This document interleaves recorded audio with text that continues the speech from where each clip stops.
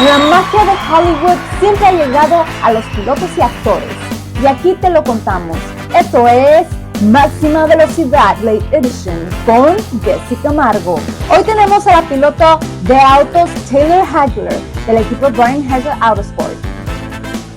El arte del cine y la velocidad siempre han ido juntos.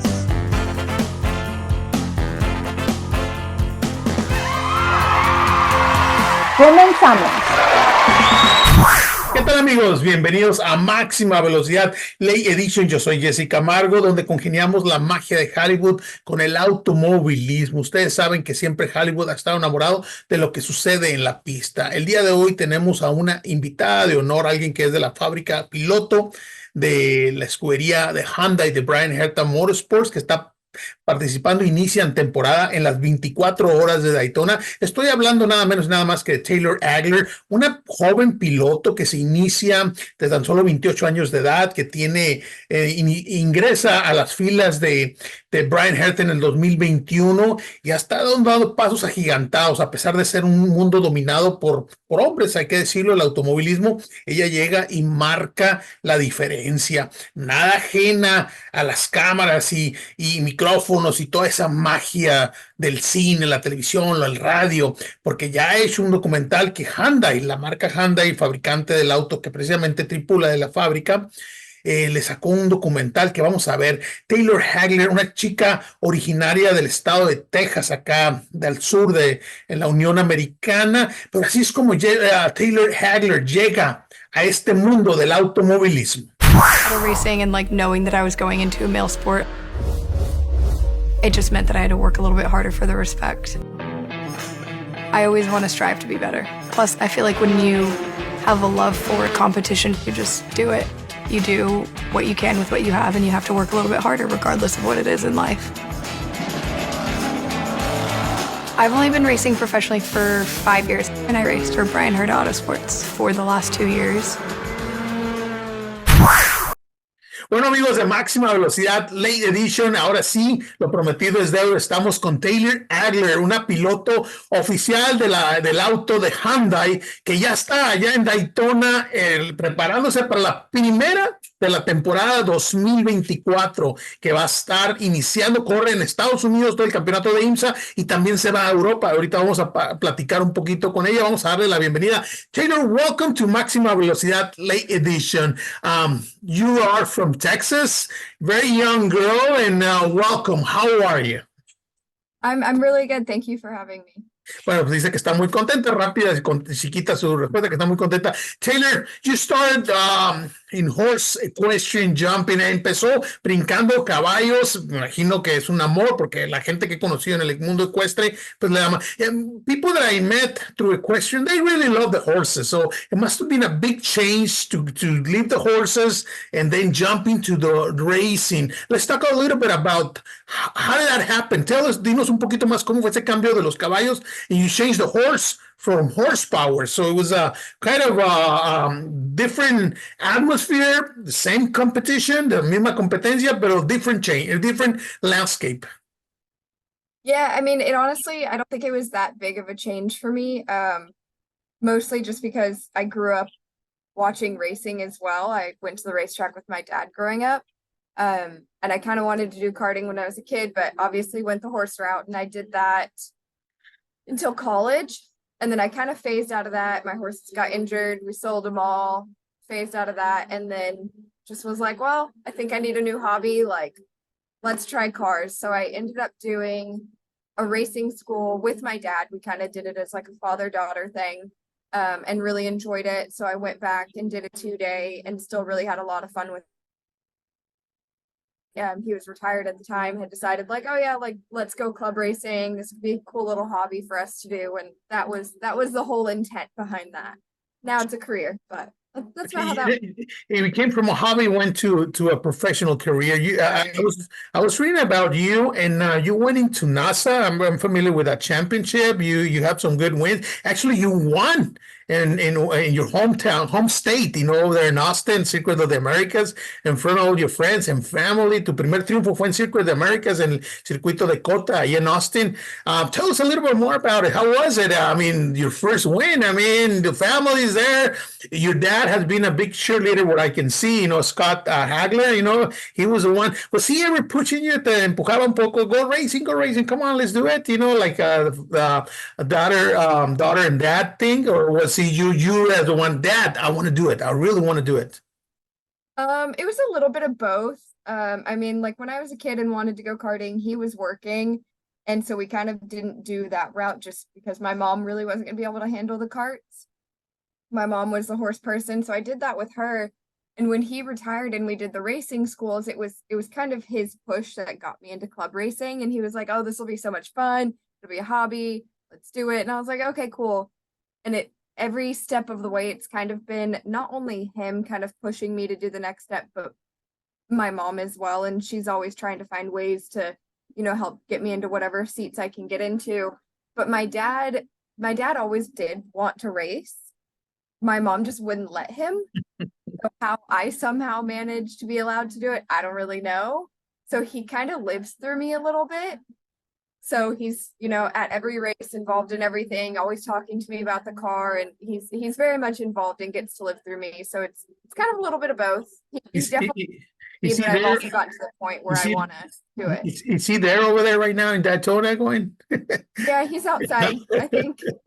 All right, way to go to have a dad, And anyway, let's talk about that. You went into I was reading a little bit about you. You won as a rookie, you got one of the awards. Tell us a little bit more about it. Ganó como novata en una de las categorías. Tell us a little bit more about that. Yeah, I mean, I did a lot of things as a rookie. I mean, my rookie year was with NASA, like you said, and that was in Miatas. And then I had my rookie year in the Honda Civic in 2019. And then I had another rookie year in IMSA, and then another rookie year after that in IMSA with Hyundai. And at that same time, also did a rookie year in a GT3 car over in SRO, and ended up being like rookie of the year in that, and was rookie of the year over in NASA. And it's like, I like that a lot of these manufacturers and a lot of these sanctioning bodies have like special things for rookies, because I feel like they need to be held at a different standard, just as I was. So I was obviously very hard on myself and was like, oh, all of these people are faster than me. And it's like, no, well, I'm a rookie. They've been doing this for 10 years. I've been doing it for 10 days. So I like that the sanctioning bodies kind of highlight rookies a little bit more. And I think it just kind of helps build our confidence a bit. Here at Máxima Velocidad Late Edition, we combine the magic of Hollywood, because Hollywood's always been involved with auto racing. Always the cameras, the films, they always go 24 hours of Le Mans, driven. In fact, Brad Pitt is shooting a movie about Formula One. So, and I know you're familiar with the cameras and everything. I just saw your they just posted, Hyundai from Korea. They just posted a big, a small short documentary about your life, which is very interesting. So, how did that how did that came? Tell us a little bit more. Did you put it together? I told you have a very interesting life, Taylor. Let's put it together, and it was very nice, by the way. Very information, a lot of information. Mm-hmm. Yeah, I mean, honestly, I think it's just kind of like I tend to not really know what the projects are until they're done.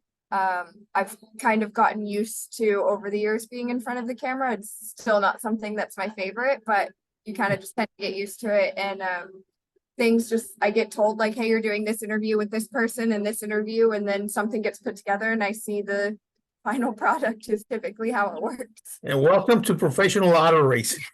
Someone told me the drivers start to work once they get out of the car. and they, honest, yeah. That's the new era, because I'm from the old era, Anyway, let's talk about, all of a sudden you started racing in 2022. Correct me if I'm wrong, for Bryan Herta, Autos Motorsports, 21, yeah. 2021. How was that call? Yeah. How all of a sudden did he pick up the phone? Did he call you himself? I used to follow Bryan Herta through all his racing. How was that? Tell us about that moment that you call him or he call you. Bryan Herta, manager, call you and say, "Hey, come and race one of our cars." This is actually one of my favorite stories. because in 2020, I was actually racing against them. Oh, I was racing with Honda, and we went to a race in Mid-Ohio, and I ended up getting on pole. I out-qualified all of his drivers and outraced all of his drivers. None of them could catch me. And my manager also managed two of Bryan Herta's drivers at the same time. So Bryan was able to go to my manager and be like, hey, we want her.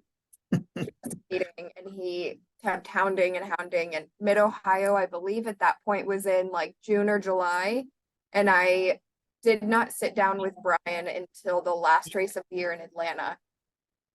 all right. So it was one of those. Hounding until I did it. It was one of those hasta la vista, baby, to Bryan Herta drivers that got you in there. You know, he said, "Oh, Yeah. who is this girl?" Taylor. I've been in this business for a long time, and this is a world dominated by men. It's not easy for female drivers to come in. In fact, I see it. I remember Danica Patrick. She's still getting criticized by the European press. You know, they call her the Barbie driver. You know, and things like that. So it's not easy. It's not easy. How do you get along with all the male drivers? Do they see, oh, it's another girl, or they said, oh, I gotta watch out. Taylor is gonna put a better time on is gonna lap me or do a better time on the laps? How's the atmosphere, especially in the endurance racing? Honestly, like I haven't had any issues, and I've been pretty fortunate on that. I did when I first started racing in NASA, there was, a couple guys that would get mad if I beat them or whatever because I was a rookie and also because I was a female. But I felt like once I kind of came over to like SRO and IMSA, that culture isn't really here anymore.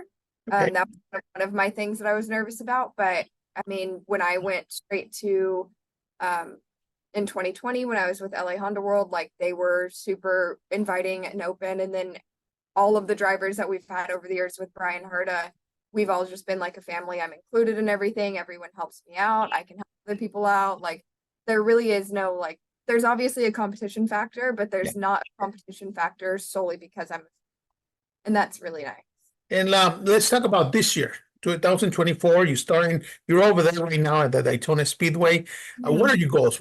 First of all, let's talk about this weekend, this coming 24 hours of Daytona. It's not easy, 24 hours, people watch it. I'll sit down on my couch and watch the 24 hours. It's not the same thing as driving 24 hours at that level. So tell us a little bit more about this year, this weekend, and also for the 2024 season. What is Taylor wants to accomplish? What do I need to do this year? Yeah, so we didn't have the greatest season last year. So this year is really kind of just like my redemption year. We had a lot of mistakes that were made last year. That the big goal is to not do that this year. And this year I am one of the senior drivers at Bryan Herta Autosports, so I have a new co-driver. It'll be his first year in this car, so I'm going to be doing a lot of work with him, trying to get him up to speed. And he's very quick, very, very good driver, has a lot of experience underneath him. So hopefully we'll have a better year this year. So my low long-term goal is just to make the podiums a couple times this year, and that'll immediately be better than last year. And that's kind of the only thing I have in the works right now for 24 is just sticking with Hyundai and running Bryan Herta. We're still debating doing some stuff over in Europe. I did a season last year as well. But that's like a maybe 10% chance I decide to do it. Haven't decided. Yeah, I saw on your calendar that you have some races over there in Europe. You racing in Barcelona. You're going to be racing in Germany, Nürburgring, and all that. Right. Is that part of your plan this 2024? Not for this year. Hyundai will be attending Nürburgring. I will not be attending Nürburgring. Okay. But we haven't fully decided if we're going to run in SRO Europe yet or not.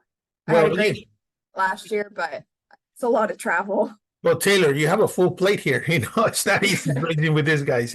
So anyway, I wanted to let's talk about you're gonna adjust to this new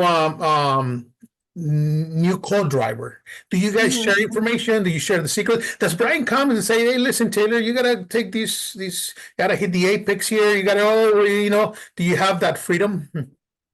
Yeah, definitely. I mean, like me and my co-driver Bryson, like we look over data together, we set up the car together. Like if he has any questions, he can come to me. If I have any questions, I go to him. But it's not just between the two of us either. Like we have the freedom to go talk to any of the other drivers. We do data overlays with all of the other drivers. We can talk to the other engineers too. Like everything is very much shared within the whole Hyundai camp. Mm. Bryan is here this weekend, so we're able to, ask him any questions if we're having issues, but he tries to kind of leave that to us as the drivers, since that's kind of who he's molded us to be, and then also the engineers. Well, actually, anyway, you're over there in Daytona. You're from Texas. You're from Bulverde. Let me ask you this straightforward: do you miss your Tex-Mex food? I mean, come on. You're in Florida. Tex-Mex is big over there in Texas. I've been there a lot of times, but every time I go there, there's one thing: Mexican food. But the Tex-Mex, that's really good. Yeah, I mean, I've been fortunate enough that we have the RV here, so my dad's been cooking dinner every night. I don't have to go and try and find good Tex-Mex food here. But I don't really eat that much Tex-Mex in Texas either. We have some really good taquerias that I go to for the nice street tacos, and that's about the extent of my Tex-Mex. Yeah, you're gonna have to invite me, and I'll be the judge if your dad cooks good or not motorhome. Anyway, I want to wish you the best of luck for this 2024 season. We're gonna be following you here in Máxima Velocidad Late Edition. We are, like I said, we concentrate and we are targeting the Hispanic audience inside the USA. And I'm pretty sure I'll catch up to you guys in one of the races. We want to wish you the best of luck, and and hopefully I'll see you a lot of times in the winner's circle this 2024 season.